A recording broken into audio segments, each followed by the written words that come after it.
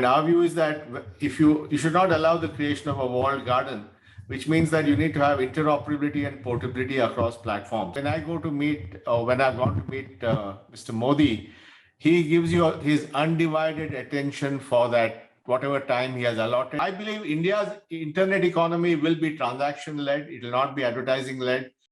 Today, publications both in India and abroad are increasingly going to subscription models or pay-per-view models. I'm generous with my money and stingy with my time.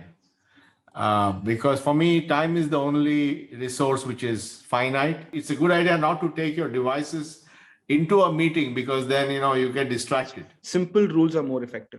I don't think it's practical or feasible or even right to give up on your digital devices.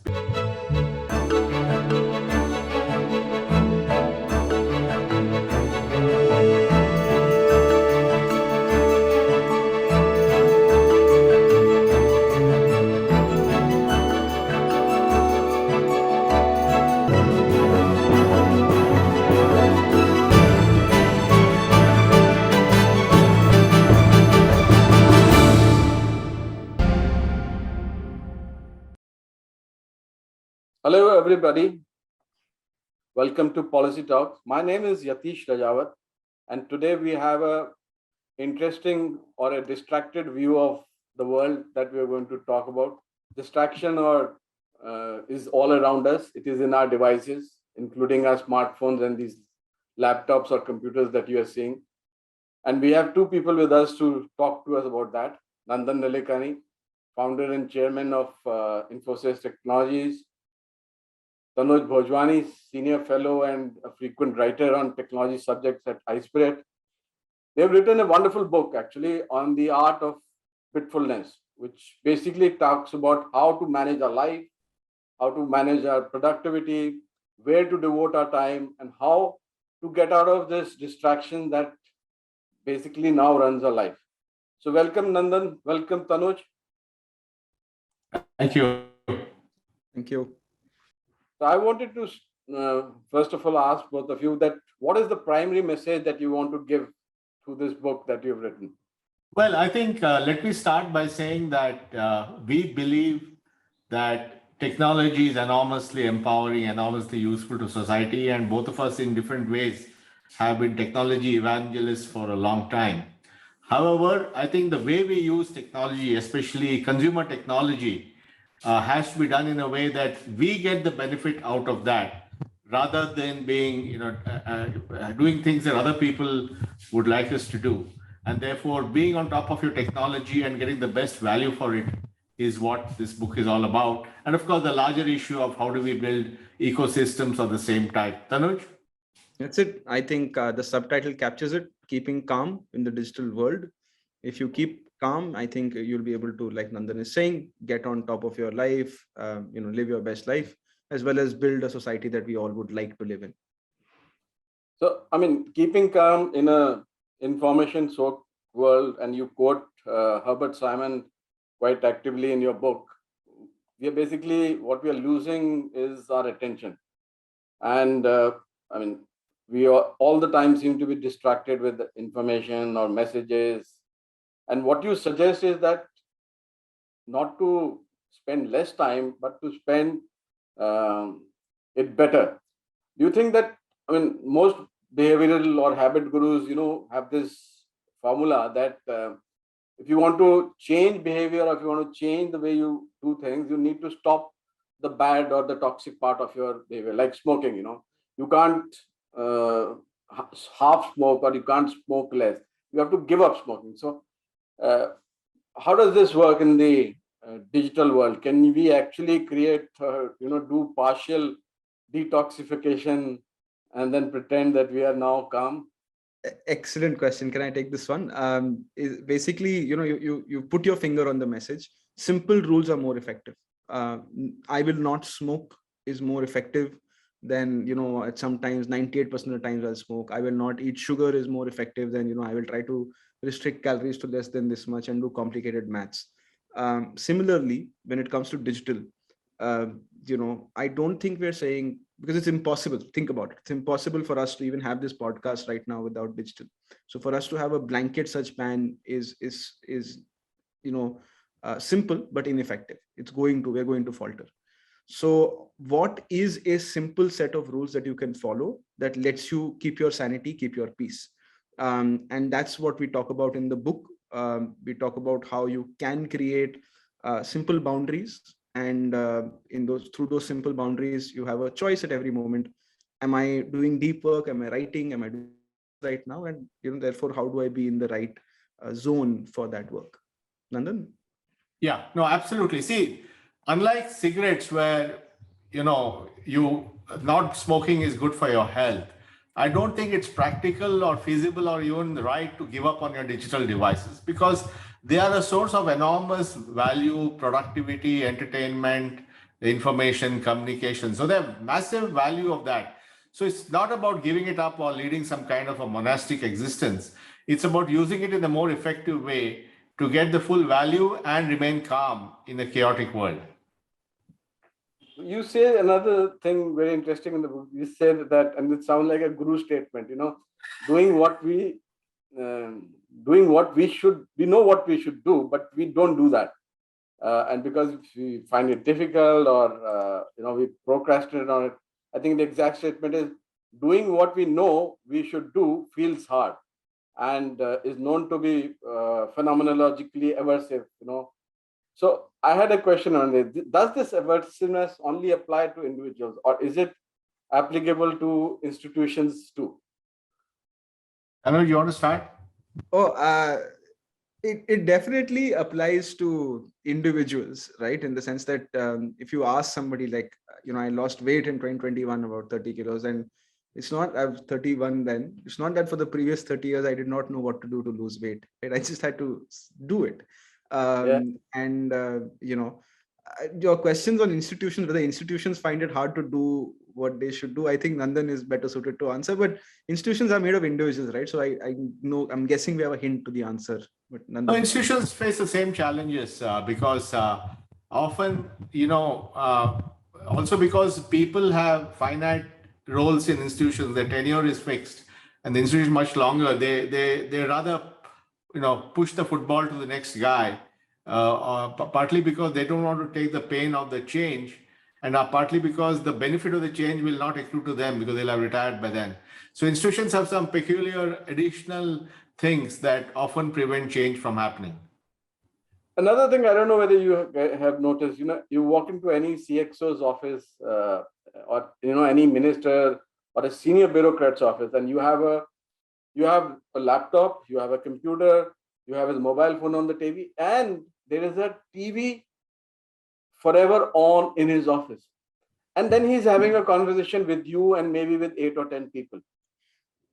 So at the highest level, at the topmost level, we see the highest level of distraction. How is that affecting decisions, and how is that affecting policy making per se, in your opinion? No, I think that's extremely distracting. And, you end up with so many demands and pulls on your time. There's a cricket match going on the TV. Somebody coming in saying, I want a transfer. Somebody else is saying budget approval chahiye. Somebody else, I've seen this personally, by the way. I've been in meetings where I've got 5 other people along with me, all making different, and it's impossible to have a communication. But let me also tell you that I've worked with some of the top leaders in the country, and they are not like that. When I've gone to meet Mr. Modi, he gives you his undivided attention for that, whatever time he has allotted. He does not have a single device there. There's not a piece of paper there, and he gives you a complete attention and listens to you or talks to you. And many others do that. I mean, I've seen that with Mr. Manmohan Singh, Dr. Manmohan Singh. I've seen that across the board, but the top leaders are extremely focused. So while there are some people who are distracted all the time, and in some sense, that's what we talk about. I mean, we are saying that you need to sometimes shut out all these random notifications, communications, and focus, whether it's in a meeting. In fact, it's a good idea not to take your devices into a meeting, because then, you get distracted. Tanuj, you have a say on this? I mean, you're right. It is I want to talk more about why they feel that way. I think a lot of us feel this, that we need to be on top of information all the time. But I want to echo what Nandan is saying, that great leaders are on top of the moment, not on top of everything in the world, right? And if you are present in that moment and giving it your best, you are more productive and effective than anybody can be. So I think it's a very counterintuitive to the natural tendency and feeling that you think you want all these information sources and you want to be reactive. But the best leaders, like Nadan are saying, are focused and proactive. So what would you say about people who keep switching context, and you say in your book that it has enormous cognitive cost and also affect the quality of decision? What would you say to them about meetings or about discussion per se, in which they're carrying their laptops, mobile phones, and television sets? No, I think, there's no question. I mean, I wouldn't do a meeting with the television blaring in the background. It's out of the question. And during the meeting, I would not keep my devices close by, because I do believe that, when you meet somebody, you have to give them the complete undivided attention, that you need to converse with them, you need to listen to them. Otherwise, what's the point of the meeting? And so I'm maybe old school in that way, but I do believe that you should give your meeting undivided attention. I want to compliment Nandan's point here by telling him that this is genuinely how he treats it. If he thinks it's not worth a meeting, he will call you and settle it on the phone. If it's a text, he'll do that. So I think there is something to be said about being sort of ferociously protective of both your time and attention, others' time and attention, which I see Nandan put into practice, on a day-to-day basis. I have this theory, Yatish, that I'm generous with my money and stingy with my time. Because for me, time is the only resource which is finite. And the older I get, the less time I have. And therefore, I am very, very conscientious about how I spend my time. And I turn down so many things, or as Tanuj said, I convert them into phone calls or messages or emails. And therefore, I'm very, very particular. But once I give the time for the meeting, then I give it my undivided attention. Yeah, I know that to seen that in action. I wanted now, discuss a couple of important issues that you've raised in the book, which are not individual related; they're more internet related. And Nandan, you have spoken about these issues in the past, and they've not caught on in the larger narrative. But you talk about the fact that basically the way that we are building the internet, we face an existential crisis here. And this model of attention sucking internet based on advertising revenue it's been criticized by other people also. But I remember you also mentioned some time back, and in your book also you said, talk about the micro payment based internet, that is a possibility. So how can that become possible? Is there a role for policy here? Is there a role for maybe government here? Where does the trigger happen? No, I think India actually has come a long way in building a transactional internet. As we said in the book, when the original internet was designed, it sort of prematurely became a commercial offering. After 95, you had Netscape, and then you had all the internet giants coming along. And there was no business model designed in that internet, which led to advertising, attention seeking, and so on. So what we have today in India, for example, because of UPI, is a very high volume, very low, zero cost micro payment infrastructure, where you can make a 5 rupee or 10 rupee payment, very efficiently from a phone to another phone, a phone to a desktop, whatever. And that is led to, in fact, I believe India's internet economy will be transaction led. It will not be advertising led. Because India doesn't have, as of now, such a large advertising market like the West has. But that's why you're seeing the rise of e-commerce, vertical e-commerce. Everything is transactional.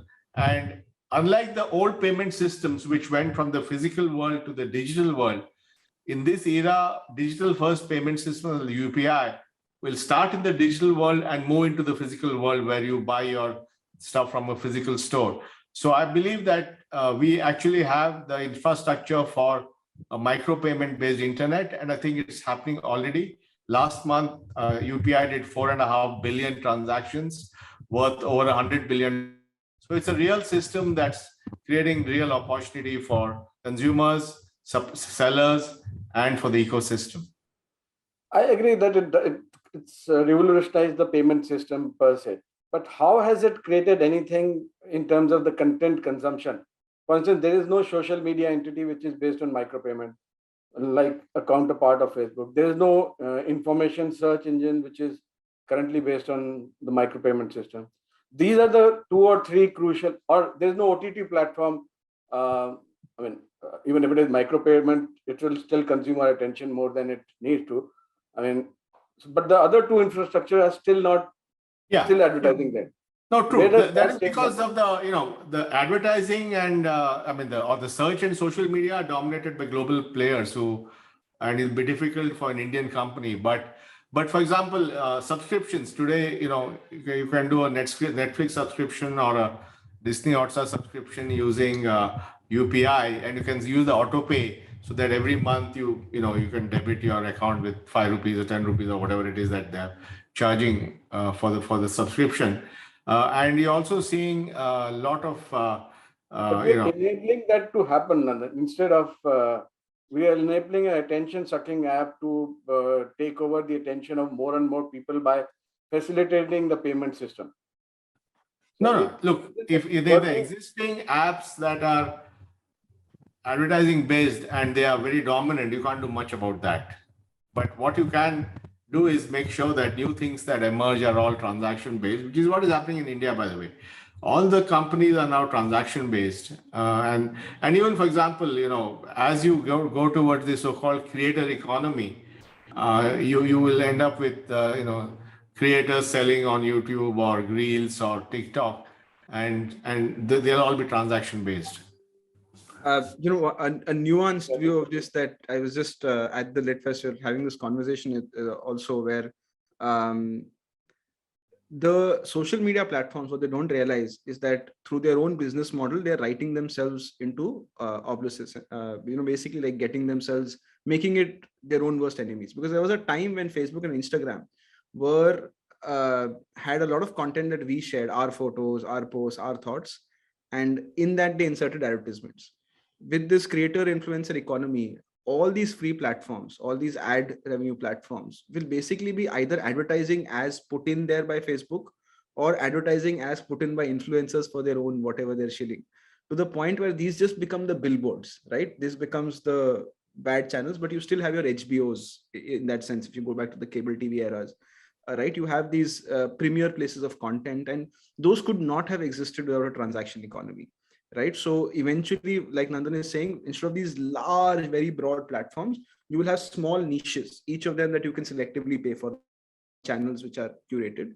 And these large platforms are becoming billboards. They're becoming noise more than, signal. In fact, Yatish, just take your own sector of media.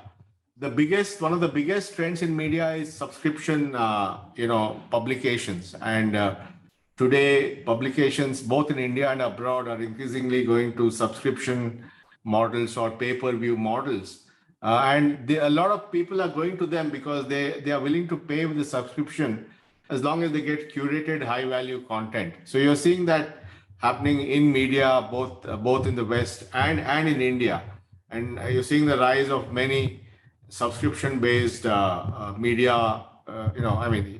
In your own group, the Money Control has a subscription-based, ET Prime has, Information has, Ken has. So we're seeing a lot more of this subscription-based because people also want real curated news from quality journalists.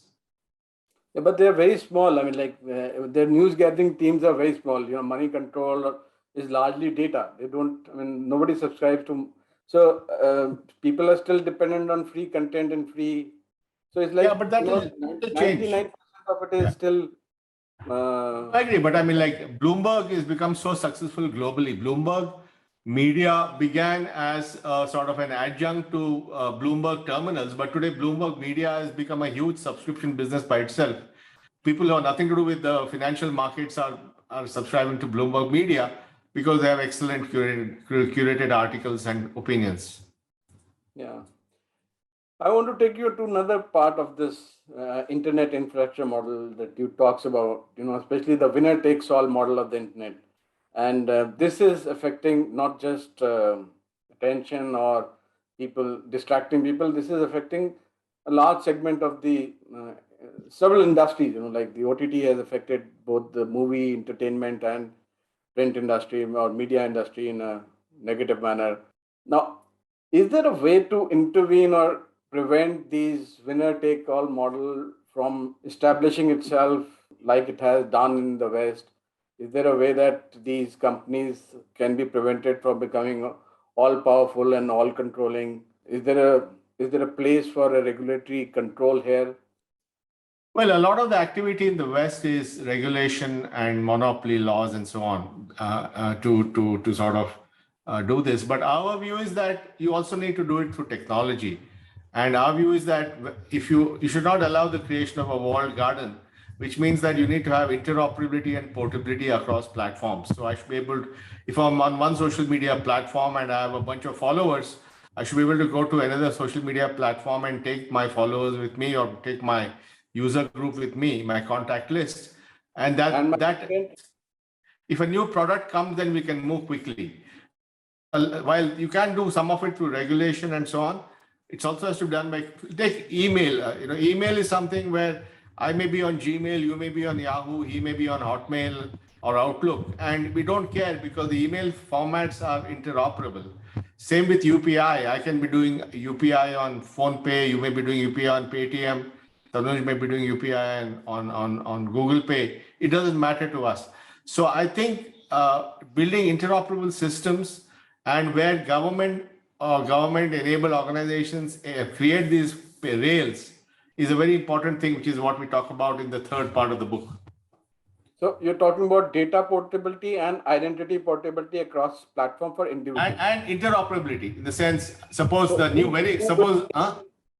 builds the interoperability? Does it come that to is part of the legal and technique. It's a techno-legal thing. You create a legal infrastructure that demands portability, and then you create interoperable protocols that you mandate, which everyone has to use. I mean, email is a good example. Everybody uses SMTP protocol. So once you use that, you get connected to everyone. I mean, if you look at Gmail came much after Hotmail and Yahoo, but they gave a superior product with unlimited storage and all that, and they got a lot of clients. You want to add to this, Tanuj, in terms of? Yeah, no, look, what Nandan is saying is that, technology, unlike say climate change or, a pandemic, we have to actually build hospital primary care centers, build a vaccine, distribute the vaccine. Technology is all code. It's, sort of Lego bricked up, like this, then on top of that, you add layers. The fundamental layer is usually what these companies try to own. So Uber tries to own the network of riders and drivers.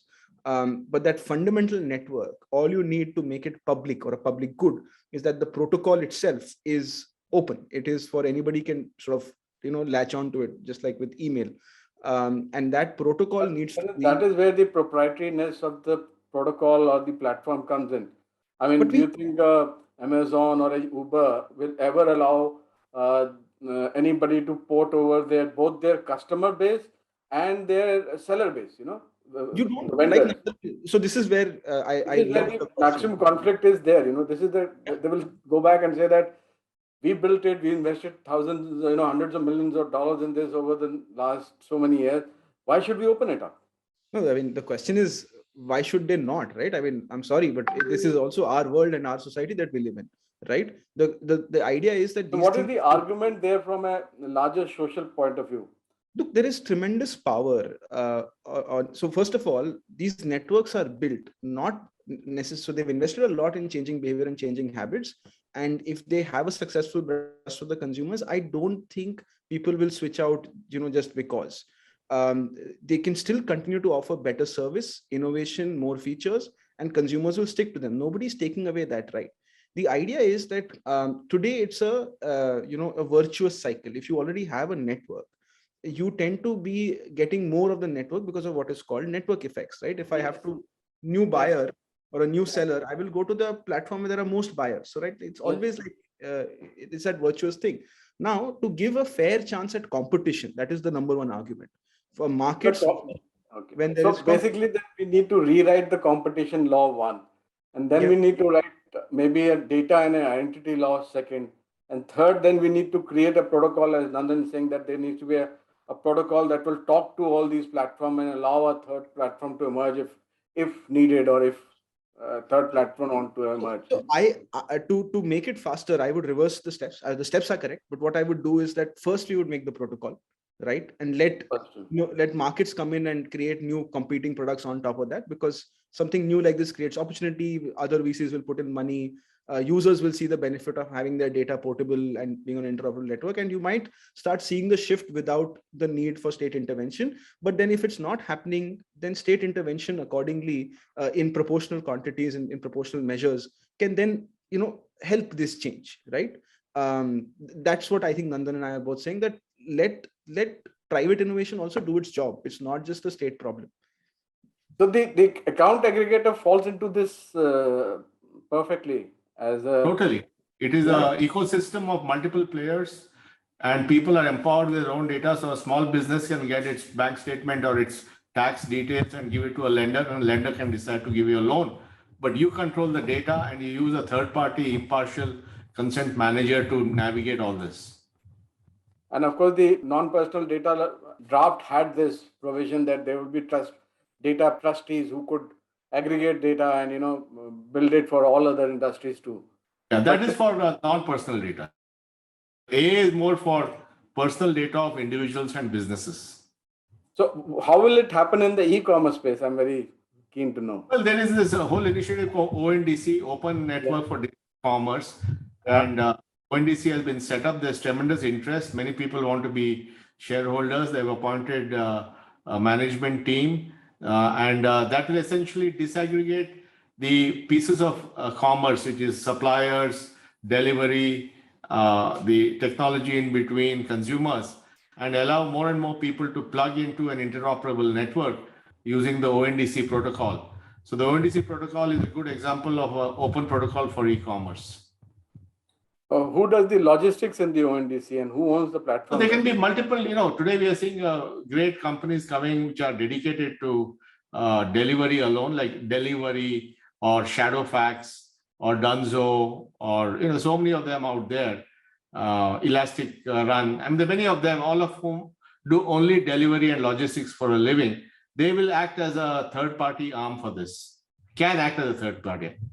Or somebody may offer their own. I mean, you could have a company that has a delivery capability, but also bundle it out. I mean, unbundle it. For example, Amazon does that. Amazon offers fulfillment and all that, where they use their own fulfillment network for other merchants. So once you unbundle this, then how the market will organize this will depend on situation to situation.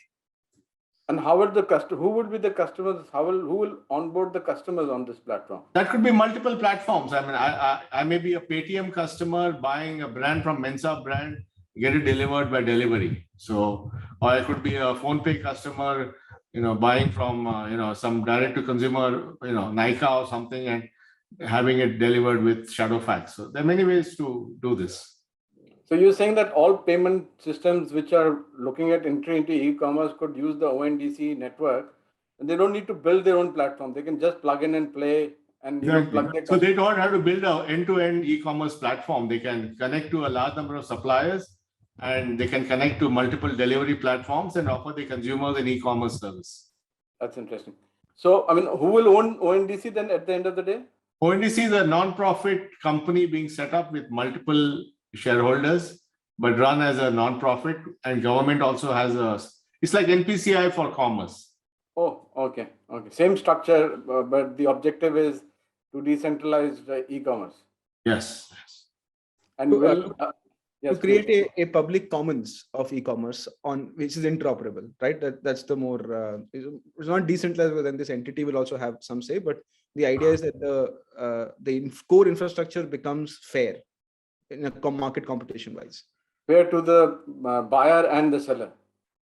Yeah, and also another small guy. I mean, small retailer can be on this platform, and he can offer because the discovery is common. So if I want to buy something, a retailer close to my house can say, I'll sell it to you, and my shop is 500 meters from your house, I'll deliver it to you also. So allow the small merchant to participate, retailer, as well as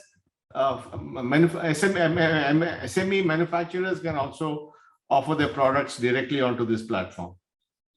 So the matching will happen. You're saying that the algorithm will match the nearest seller to the buyer. Discovery, consumer will be offered certain choices. He will decide whom to buy it from.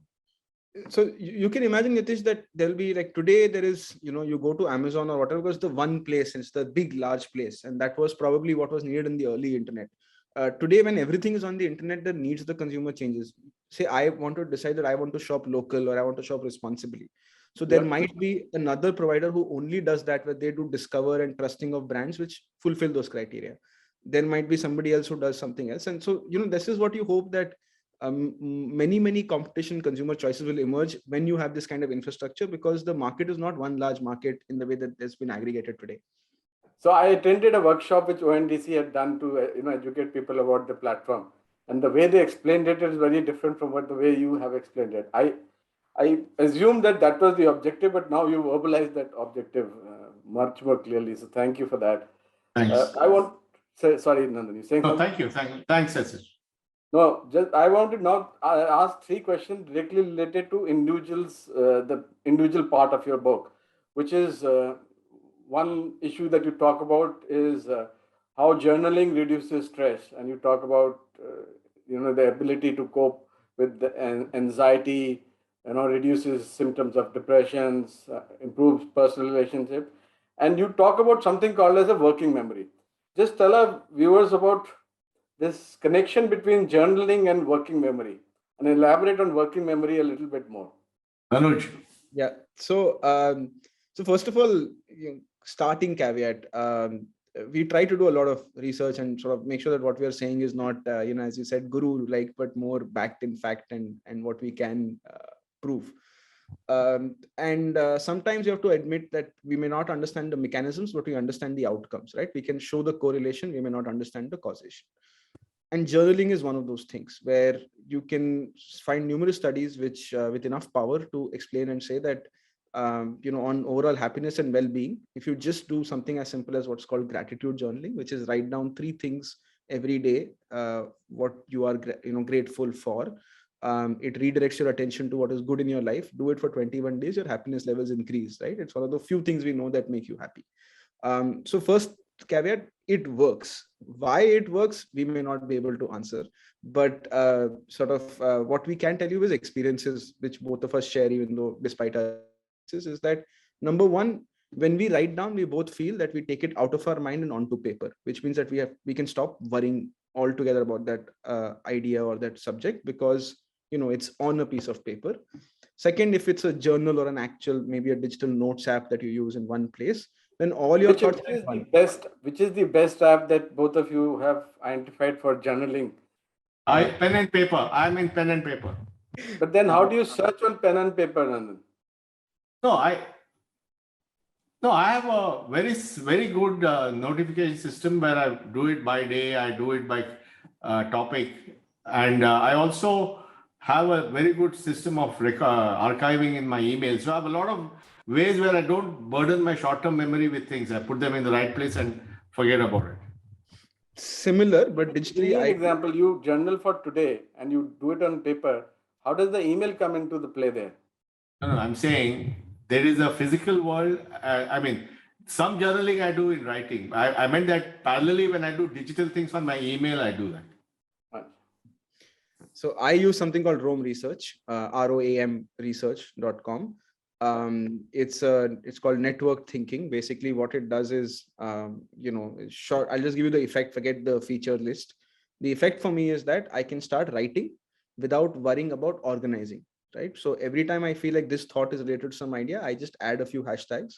And later, when I need to retrieve those ideas, and it allows you to write queries, like very simple stuff to retrieve your thoughts on any particular idea, anything. So even if I use Google Keep for that. Yeah, so Google Keep also has hashtags, and it's a great way to do this. See, then it archives with your email, so it kind of syncs with the email. So when you're searching Keep, you can search the mail also along with it. So yeah, look, ultimately what works for you, right? We've tried not to be prescriptive about this part of the book, because we know that. I think this is where the best thing would have been prescriptive, or at least give us some 5 or 10 examples of apps that you could use. So, and this is just a shout out on our social media. We're starting to do this where we are breaking Okay. down how, for the book, we wanted this stuff to be timeless. These technologies Okay. will change and evolve, and our book will look like it was written for somebody else. So we wanted to keep the philosophy of why and how these changes and how these systems work. Because, surprisingly, we mentioned this early in the book, Nandan and I, despite our age difference, despite the sort of when we started using technology, etc., our methods are similar. The way we stay on top of information turned out to be surprisingly similar, which is why we decided to write this book in the first place. That there seems to be some things here which are essential enough to be timeless. So And I tell think me that, the trigger for both of you to come together to write this book. Was there was Nandan, No, I think what happened was during the digital dependence went even more. I mean, as it is, we are using a lot of devices all the time. But when the pandemic, you're cooped up at home, your work is all done over Zoom and email. Your entertainment is watching Netflix or browsing the net. Everything, you're ordering food from Swiggy or Zomato, whatever. Everything was on digital. And to break the monotony of this, I started a practice called walk in the park. So every day I would go for a walk in the park, and this was when the pandemic had slightly come down, and they allowed us to walk in the park and wearing masks and all that. So then I used to call my friends for a chat because I thought that was better than doing Zoom calls all the time. And once or twice, Tanuj and I did this, and we were just thinking about how do we cope with this digital onslaught. And then as we shared notes, we realized that both of us have the same philosophy, but the actual implementation, of course, we have different methods. And then we said maybe putting all this together will help people as we come out of the pandemic, as they try to bring some kind of normalcy into their life, as they start getting out, either a way to make them more effective with the digital technology and keep peace of mind. That's what led to this book. so this is unlike any other book that you've written in the past because it is more a self-help Well, individual. no, I think, Yatish, what we did was we did it self-help because we wanted some value for the reader. But it's also a deep book about policy and how to deal Yes, with it. yes, It's yes. also there. But we began with helping individuals and then connecting the dots to the larger issues that society is faced with technology. So then there is a need for doing a second book which is primarily focused on that part aspect of it. Because why disease? Yeah, let's see. yeah. Another thing, there's a whole chapter in the book about how to think clearly and what to think about. Can you summarize that, and also how can this aspect be say taught in schools or colleges? Because I think thinking itself is one of the most crucial skills or a meta skill that will be needed for future. So I'll take the summary part. I'll let Nandan answer on how to get it to schools. But see, our summary is that thinking is one of those things that everybody just assumes how to do by default, right? Because of course you're thinking. So the example we start with is how you look for keys, right? You're basically frantic, and you think that as long as I keep moving and I keep searching, pillaging, I am searching. But a proper search is calmer. It is systematic. You try to see that your keys will be right, like last night's pants, where you usually keep them, etc., wherever you last saw them. Similarly, thinking also, there is a way to do it systematically. There is a way to sort of make sure that instead of just worrying and going in circles over the same thoughts, you can go think, rethinking in the problem and break down your thoughts. And we believe that the best way to do that, the way to focus your attention, is writing. There is this has been known for thousands of years. There are people who have better quotes than what we've written in the book on why writing is important and how it is important. Now, one is of course journaling and sort of self-talk and doing this, and we have a whole section on how to do that. We call it Bitfulness meditation. But there are also systems of thinking, by which I mean systems of writing, whereby you can achieve a certain or specific objective. And in the book we give an example that has actually gotten wildly popular, it's been tweeted and went viral and etc. Was this example we give of how Azim Premji manages his promises to people, because what was most important to him was making sure that he does not renege on any promise he makes, even if it's a fleeting promise made in a hallway. and he did this through writing. So we give these how to think, and is this part, and what to think about is essentially a chapter on how to manage your time, because we think that in the digital world, the problem of you have a problem of plenty. There's a lot to do. There's every time there's an email or a message or a thing, there's something at you. Somebody's tweeted an interesting article, you want to read it. So the real skill here is what to think about, how to allocate your time to things such that it results in maximum sort of happiness and progress. So what are the 5 things that you are thinking about these days, Tanuj? And then I'll come to Nandan's 5 things. Okay. Currently, I obviously think number one about the book and getting this, now that we've put in so much effort into putting this together, getting this message out there. I have a day job at iSpirit, and there I'm trying to create this essentially a retreat for people thinking about these large problems. So that's like the second thing that I work on. The third thing on my mind has recently been this Web3, because it's very interesting and fascinating to me, the kind of stuff that's happening, given my interest in financial services. These are the 3 sort of work-related problems I deal with. But the other 2 really is I've moved into a new house. I'm trying to set it up. That's the other thing. And I really need to get back to my diet and exercise regime. I have put on a few kilos in the last few months as I've been traveling to events and eating a lot more. But honestly, these are even if you look at the time budget, we give this activity called the time budget. These are my top 5 activities, and this is all I have time for, right? And more than this, I say no to. Nandan? Yeah, well, I think the pandemic was a very, I think in some sense, had an impact on all of us. And I also gave me a chance to introspect on what I should be doing and how I should be spending my life. So clearly, on the work front, my work is divided into what I do in the business world and what I do in the non-business world. In the business world, I'm the chairman of Infosys. I run a fund called Fundamentum, and I have a few investments, though I've stopped doing investments now. Of course, in the other world of sort of social transformation, I'm involved with many initiatives, as an advisor or as a conceptualizer. So many new things are happening. ONDC is happening. The health stack is happening. There's an effort to take the Indian ideas abroad globally of digital public goods. So I do both those things. And I'm definitely going to spend more time on relationships and family and so on. So these 3 buckets, equal time divided, or they're more in the second bucket and third bucket? No, I would say I spend more time on the non-profit stuff than I do on the business stuff. So on the school question, how do you take thinking into schools and teach students how to think and what to think? That's very, very complicated, and we don't have an answer for that. We have done a lot of work on tech in education, but the thing is that the pressures are immense. Our children are, first of all, the pandemic has cost them 2 years of their lives and the learning deficit and all that. Second is, because of the shortage of opportunities, everybody is focused on meeting the curriculum and then getting high marks and then going to some quota classes and entering IIT and all that. So we have created such a high pressure situation for our youngsters that it's very difficult for them to tell them that, please step back and do thinking and learn that. But I think if we can expand opportunity for our people, then they'll feel less pressurized to do this. And hopefully that will free up their time for the thing. But it's a very complex problem to solve.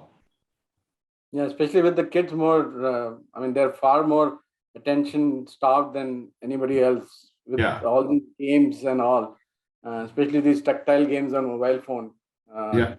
Far more distracted than any generation before. Yeah, totally. Do you think that's a real problem, in the next generation or 2 that, thinking actually goes out of fashion completely? I don't know. I think finally thinking is the competitive advantage, because many of the things that we do may be taken over by robots or machines. So there's no point trying to do what they do. But if we can think, we can connect the dots, if we can have empathy, if we can negotiate between people to get results, that's going to be the hard skills. So I think people realize that if they want to be successful in life, they have to move towards these harder skills. These were called softer skills earlier, huh? Yeah, the softer skills are the harder ones to acquire. They're harder to learn, of course. But, so last question, basically tell us about the three modes: the create, curate, and communicate. And how do you both of you manage these three modes in your personal devices? And Yeah. what is your learning from those management? Well, actually, it's a very interesting question. And I think when I explain my methods and Tanuj explains his methods, you'll see a lot of difference. My methods are purely using physical devices. So I do all my create, which is the hard writing articles or whatever it is that requires thinking. I do all of that on my laptop. I keep it in a particular place. And when I go to my laptop, I know that I'm going to be working. And I keep my devices far away. When I want to read and browse and stuff like that, or watch something, I do it on my iPad. That's my curate mode, where I have a whole set of things which I follow, which I keep up, going back to once in a while. I do all my communication only in my phone. I only do it through SMS and phone calls. I don't use any social media products. I do use Twitter, but mainly to disseminate my articles or ideas. So my create mode is a laptop, my curate mode is an iPad, my communicate mode is a phone. And therefore I use physical devices. When I pick up that device or go to that device, I already know in my mind, I'm switching into that mode. But Tanuj has a different philosophy, which is probably more applicable to the world. So Do you monitor the time that you spend on each of these devices in each of these modes? Not really. I mean, I have my work mode is very simple. I have a zero email policy. So I do my email first thing in the morning, last thing at night, and make sure that I end the day with zero inbox so that next morning it's a new day. All my things are out of the way. And I don't take phone calls from numbers I don't know. I encourage people to message me or email me so I don't have to have a conversation. I mean, these are all techniques. So yeah, but but similar, Yatish, how I look at it is that I try to minimize my usage of my phone altogether. It is only something that I have that I pull out if I'm on the go and I need to like book a cab, jot down a note, etc. The only thing I leave on my phone is WhatsApp, right? Like it's the primary communication method for me with a lot of people because they're on it. So I can't escape it. So that's the one sort of sin on my phone. And lately, because of the book, it's a little bit of Instagram now because I have to be there and be responding to people. But outside of that, what Nandan does, but essentially through different identities on my laptop. So most people, you can create multiple users on a Windows or a Mac laptop either, but most people don't even use this feature because which is what you talk about in the book, that multiple identities. But I don't know how can multiple identities work when it's like a tab between one identity and the other? So it's not really a tab. See, what happens is that friction works, right? Like it's that there's this great study that even this other great writer James Clear, who's written Atomic Habits, says that one of the best behavior change examples of moving people away from soda water to just water, right, from sugary drinks to just water, was nobody said anything, nobody gave them training, no whatever. It was just put all the sugary drinks in, you have to bend down and get it, and all the water was kept in like easier positions, right? Eventually you will grab the bottle, right, and you would not even think about it. And that's the easiest way to make that change. And what we're trying to say is that if you have a environment in your computer which is focused, which it's very hard for you to log into social media to check your email, etc. When you make that first decision, when you open your laptop, that would be that the laptop does not have a Wi-Fi connection, so you can't go on it. That is the only way to focus. I have when I have to do writing, I actually work on a desktop that is not connected to the net. Yeah. So look, you're doing what Nandan is doing. Just have a separate device that is just configured that way, right? For some of us who can't have too many devices for whatever reasons, you can't afford them, you think it's too much cumbersome to carry, etc. You can recreate that effect with multiple identities. So in the second account, you can install a productivity blocker app, as they're called, such that anyway, it's like almost as if there's no Wi-Fi, right? And so on. But you have to do this up once, and then forever in that identity, you are constrained. And constrained not in a bad way, but in a good way. The way we put it is, it's not a boundary that is keeping you in. It is a boundary that is keeping the world outside, right? Anything else that you, Nandan, you would like to tell us? No, I think that's a great set of questions, Yatish. Thank you so much. Wonderful. No, Yatish. Anything you would like to add, Tanuj? No, I think it's a wonderful set of questions, and I really think that one message that you asked at the top, message of the book, is that these technologies are deciding both our individual lives and time, as well as the structure of societies, our relationships, our nature. That is the part that I think needs more attention. The structure of the society that is breaking up now. Yeah. I hope you guys write about it sooner than later, because I don't think people are writing about it, but from a point of view of problem only, not from a point of view addressing what could be the solution to it. Yeah. There's a lot of books written about the fact that we are living in a world that is distracted, or lately about digital terrorism and all. No, I think Nandan is living the life of building these solutions, something like ONDC, UPI, etc. These are things that are actually going to be effective. But like with all things of this nature, people wake up to them and appreciate them a little after they've done, right? Like UPI, the team we were in 2015-16, we were excited, we were launching, and it wasn't getting as much traction as it does today, because now the numbers are humongous, right? And I see a lot of initiatives like this from my point of view, which are in that same position where they'll be in their prime in a few years' time. So I am actually very excited about the future, right? While Let's people have a separate conversation on that, Tanuj, because that's an interesting subject for me also. I've also been writing a little bit about it over the last few years. So absolutely. Yes. So I have Nandan, hope. I'm in